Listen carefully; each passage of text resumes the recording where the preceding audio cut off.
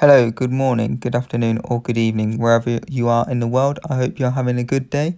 So I'm going to tell you how you can create a custom charging animation on iOS.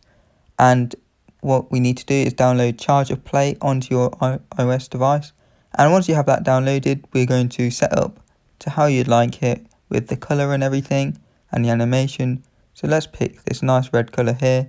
We're going to open up the shortcut app, go to automation and create a personal automation. Scroll down to the bottom, new automation with the battery charger, and click add and open app.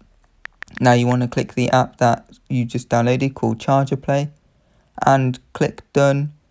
Make sure you turn off the ask before running because we don't need that on. So just a quick run through here is what you have to do on the screen. It tells you now. So I forgot to turn off the ask before running, so let me quickly do that now.